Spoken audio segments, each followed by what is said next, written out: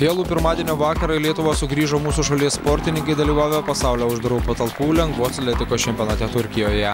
Daugiakovininkė Austra Skujytė Stambule Lietuvai iškovojo vienintelį medalį. Laimėjusi bronzą, sportininkė suprato, kad yra pajėgi kovoti su visomis varžovėmis. Aš tiesiog supratau, kad galima kautis. Praktiškai su visom galima kautis. Ir ruošias, kad galėčiau parodyti, kad tikrai galima kautis. Planavau pasiekti asmeninį geriausią rezultatą visų laikų. Ir pavyko pasiekti. O dėl vietos tai nebuvo garantuota, nes sportas yra sportas. Džiaugiuosi, kad su tuo rezultatu ir pavyko iškovoti 3. vietą.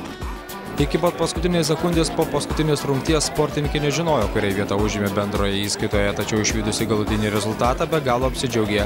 Priminsime, kad Lietuvė Turkijoje pagerino savo asmeninį ir Lietuvos rekordą, kuris buvo 4740 taškų, o dabar 4802 taškai. Nepaisant to, Austra neslėpė, kad dar yra kur pasitempti.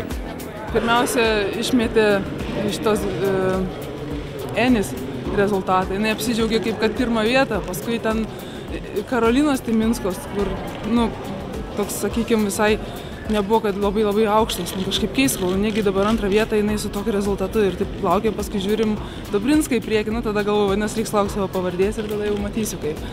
Tai kai sulaukiau savo, dar suskaičiu, ar tikrai visos 8 jau išlindo ekrane ir tada apsidžiaugiau. 800 po truputį juda į priekį. Rutulys, kad ir jis nepasisekė, vis tiek žinau, kad aš jį galiu įstumti ir toliau. Tai tie barjerai ir aukštis rodo, kad šitos rungtys eina neblogai, sprintas aplamai eina neblogai. Tai ką, šuoliai į tolį gal kažkiek reikėtų padirbėti, kad tas rezultatas būtų geresnis. Sonata Tomašaitytė 60 metrų barjerinio bėgimo rungtyje užėmusi 4. vietą tikino, kad niekada iš anksto nekelia savo tikslų. Turkijoje ji parodė tai, ką moka geriausiai. Apie artėjančias olimpinės žaidynės sportininkė kalba atsargiai, tačiau žada stengtis iš visų jėgų. Niekada aš bent jau nesusikoncentruoju ties kažkokiais tikslais ar kažkokią vietą.